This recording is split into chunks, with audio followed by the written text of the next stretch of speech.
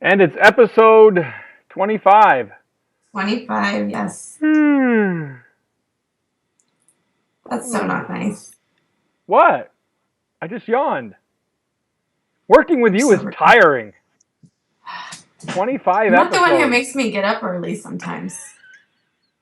25 episodes with Vickie Musni is like,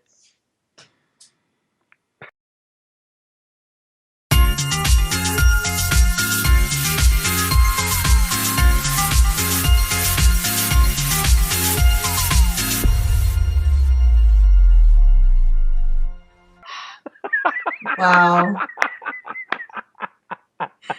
You're worse than my kids. no, your husband. All right, episode 25. We are here, Gitomer certified advisor Mitch Taylor, and Certified personality trainer, Vickie Musni. thank you for making it through 25 episodes with us. Lord help you. And us. And me. And God, look what I put up with. speaking Honestly, I think if we took a poll, people would side with me on this. speaking That of I have to put up with more. speaking of polls, we're going to be in Las Vegas soon. Uh, How's that for a segue? I didn't realize you hadn't paid for your ticket yet, and those were your plans. Good luck No, with that. I already paid for my ticket. It's good to go. Mm. So thank you for joining us, episode 25. We mentioned your husband just a second ago, Yes. and that's kind of what today's episode is about. Not specifically your husband, but Craig is a But great my guy. stories from my point of view will definitely include stories about Well, Craig and how we work together. But yes, yes. So today we want to talk about how you work together with your spouse. and if you do, Yeah, or if you choose not to, right. but I just find a lot of us in the wedding industry in particular, a lot of people I know, their spouse or significant other is involved in the business to some extent. Yes. And I know, like in your case, Michelle's involvement is very different than the way, Yes. Craig and I are involved. But I think it goes, and we had some recent chats with a fellow DJ about their spousal support or involvement.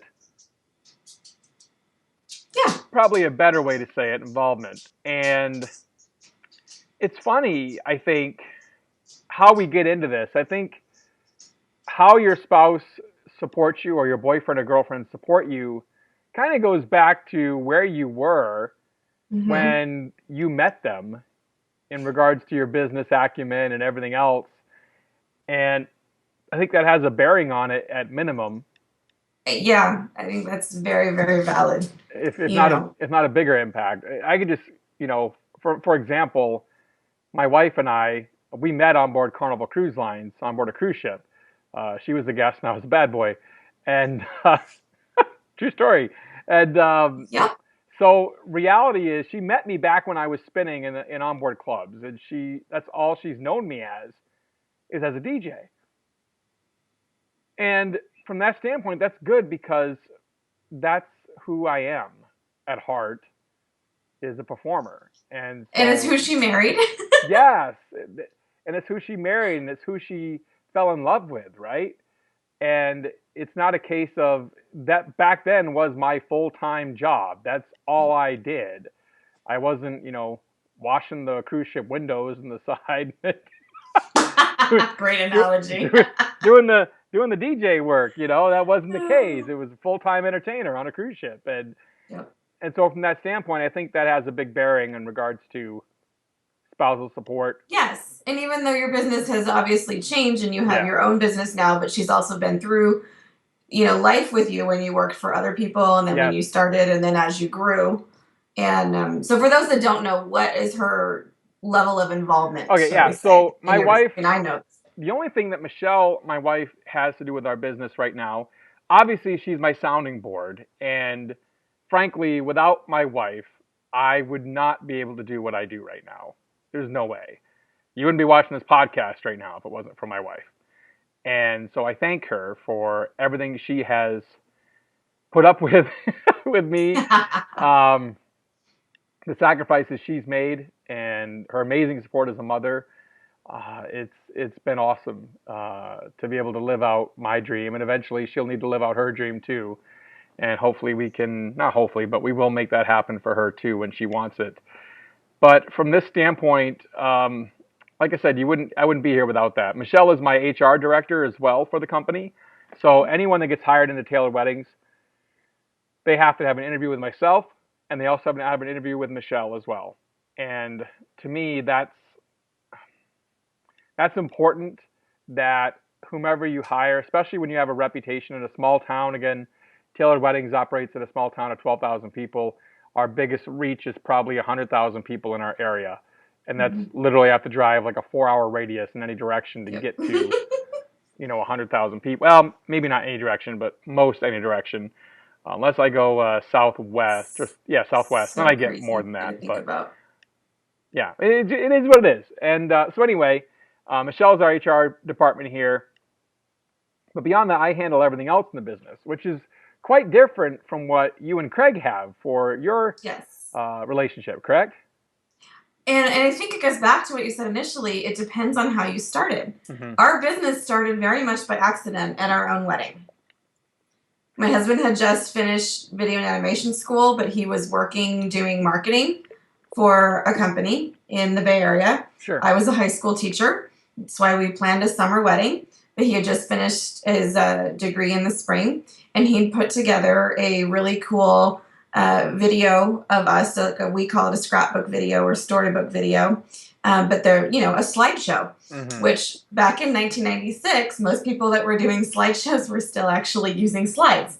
Right. And it was very new to see it, animated with transitions and backgrounds and everything all in one, and on a really high tech, VHS tape. Right. But in 96, that was really novel. And we had people coming up to us at our own wedding saying, that was the coolest thing I'd ever seen. Can we get your business cards? And we literally looked at each other and were like, business cards? And people would pay us to do this? Yeah. And so about a month later, we ordered some business cards, and he came up with a logo, and we did a couple of small, little bridal fair events and network with some people we knew in the Bay Area. And then over the next, 5 years or so, it kind of grew into doing actual videography, but still not to the level that we've been doing in the last 10 years, but just, little by little adding. And my role definitely changed because we had 2 kids when we were still living in the Bay Area.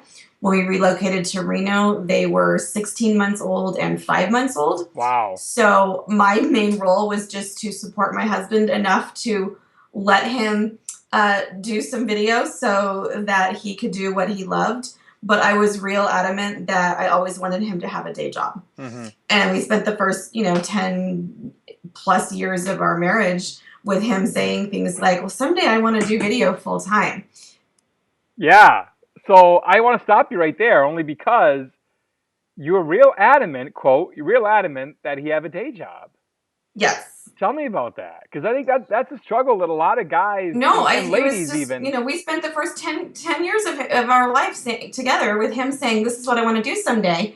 And me saying, oh, well, that's nice, but, I really want job security, and, we need medical benefits, and, I want stability in my life, but I'll support you in doing that hobby that you do. Fast forward to 2008. Wow. We'd had 2 more children since then, and he got laid off of his day job. And it came, kind of out of nowhere. He called me on a Friday morning and said, hey, I didn't want to freak you out, but I'm on my way home. I didn't want to scare you when I walked in the door.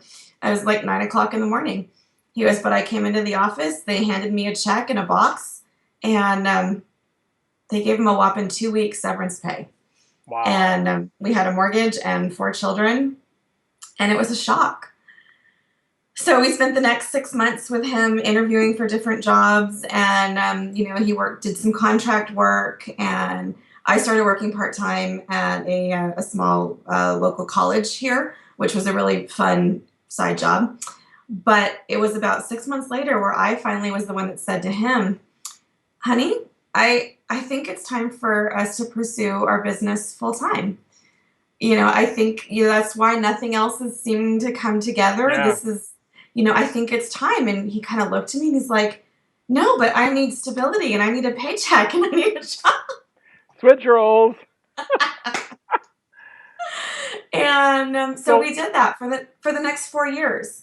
We worked together and we did a lot of different things. And besides video, at that time I was doing some photography, hmm and he was still doing graphic design. And so we were still trying to kind of figure out how our business was going to end up, what it was going to end up looking like. And then after 4 years, we were what I call surviving, but never really getting ahead. right. And then we knew that one of our sons had some medical issues, and we couldn't even afford the testing, let hmm alone, if we were correct, what the medicine was gonna treatment was gonna Right. cost. Right. So that's when he started working for the school district, and sure enough, we were right. And my son's meds are $3,000 a month Mm. before insurance. So he does keep a day job again, and but that's just that's part of our reality and our choices. But my role in the business So has changed dramatically now that the kids are older and I'm able to be much more involved. And sure. then the last 3 years, we've kind of landed with split between video and entertainment. So let's go back. What caused Yeah. that light bulb? What caused that light bulb to go off in your head and said, we could pursue this as a full-time thing? Part of it was realizing that job security is a myth. Yeah. And it took him getting laid off and us walking through that But and going, you said it was yeah. 6 months. So And yeah, I mean, it was a while. But even right away, it was like, oh my gosh, this just happened. And now what? And right. we thought, we had put a lot of faith in this myth of job security and a steady paycheck, and all of a sudden that was taken away. hmm And there was this sense of, well, if I just work harder, then then we'll be able to provide for Yeah. our own family, and we won't be dependent on other people or a bad economy. And I guess I shouldn't really say it came completely out of nowhere, even though it shocked us. It shouldn't have been a horrible surprise. He was in a marketing department for hmm a nationwide construction company. So construction in 2008, Yeah. it just Yeah. wasn't happening. Get that. Um, and so I think that was a big part of it. And just, I don't know, maybe growing up and just personally, and having some faith and being able to look back at the times that we've been through and say, yeah, this is just another storm. We're going to weather it. We're going to come through stronger on hmm the other side. And then part of it was just seeing him interview for different jobs and take contract work. He worked for a startup for a little while and not seeing anything that fit. And Right. as a wife, I want to see my husband happy. Sure. Absolutely. Like I think that's really part of how, I mean, everybody wants to be happy and enjoy what they work, but there's something about the way men are wired and how much time you spend at work, that if you're not doing what you feel that you were meant to be, it keeps you from really being who you are. Yeah. That's true. And as a wife, I wanted to support him. And finally, I think I grew up enough to say, you know what? Whatever happens, we're going to be in it together. And it's more important for me to see him pursue his dreams and try to be happy. It's funny you say that because Michelle, I think, had the same thoughts at some point.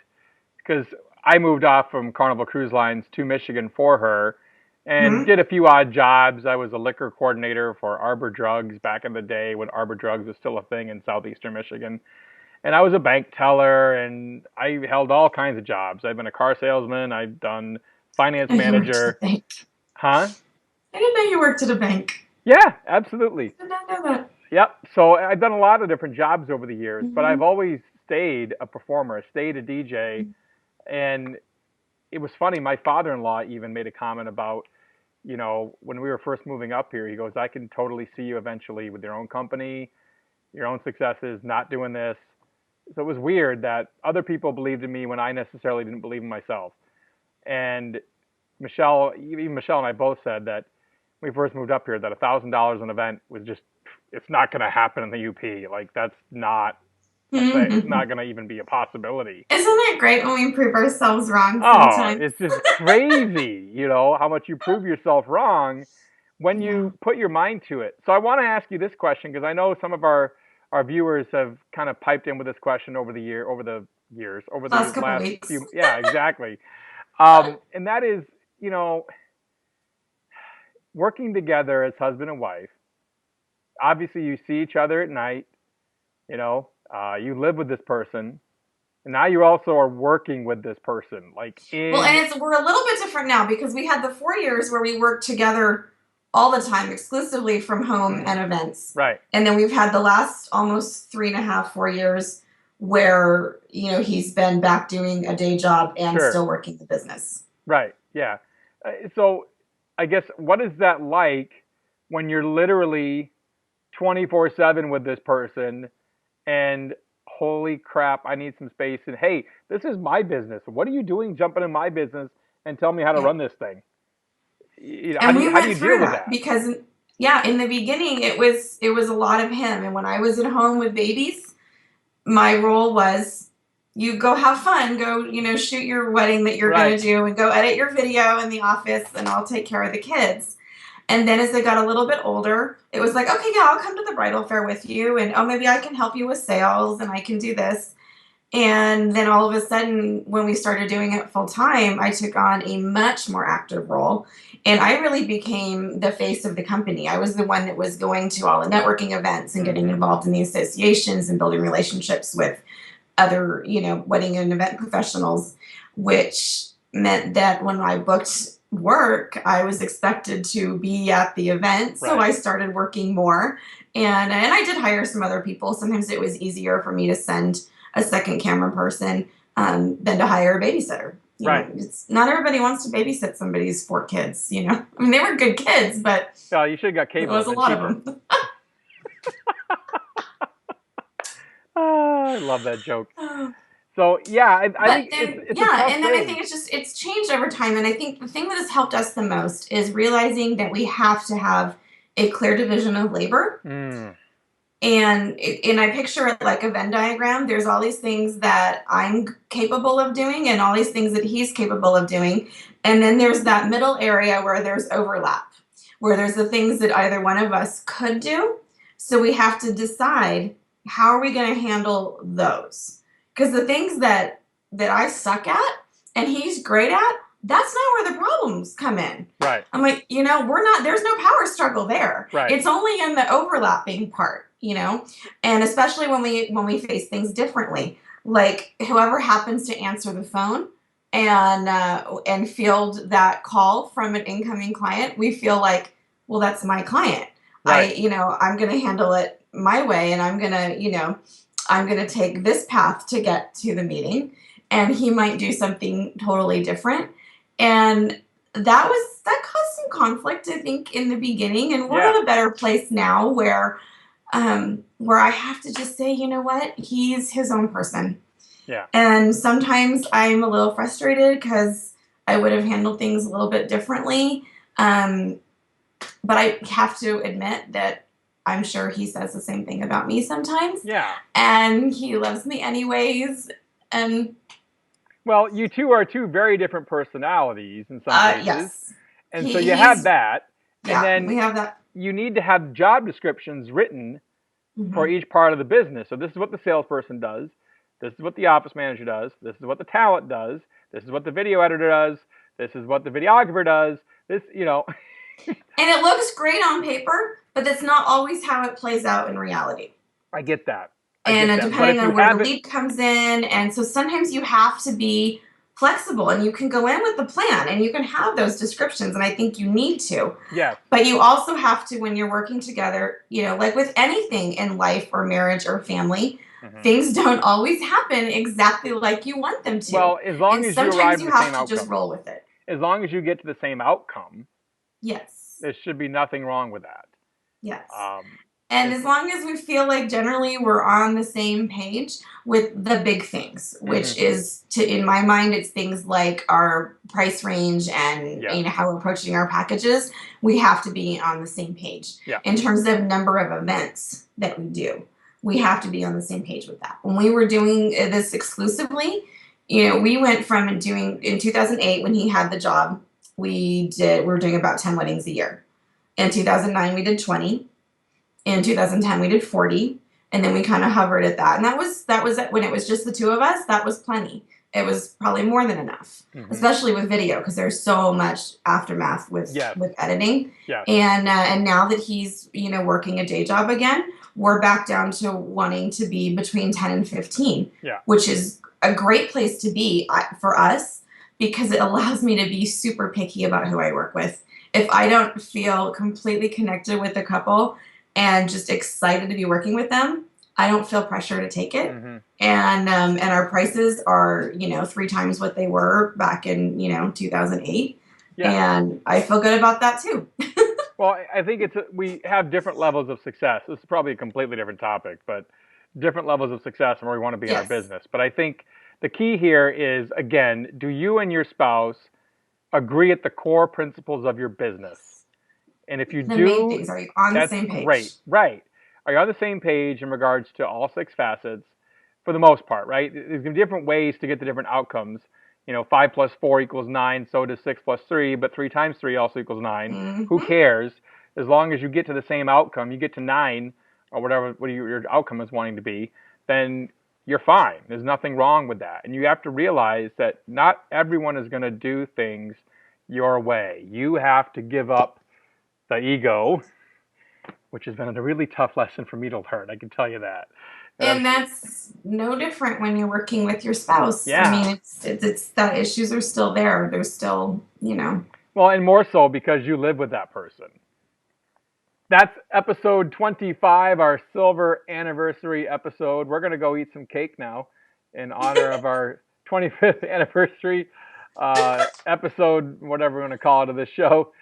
Thank you for checking us out. You can visit getmitchtaylor.net for more information about my offering services, new book, Sales for Event Pros. Yes. And Vickie has a new book as well. I do.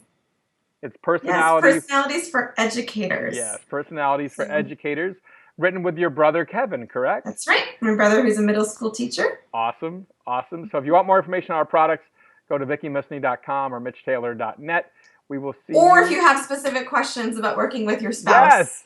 I think this is a good topic, and Comment we can do below. more later. Comment. Yep. We'll hit them up next time. Comment, like, send a message, carrier pigeon, something. Get it to An us. owl. When my kids are talking about they've been watching Harry Potter. Who? They want owls. Who? Oh. Anyways.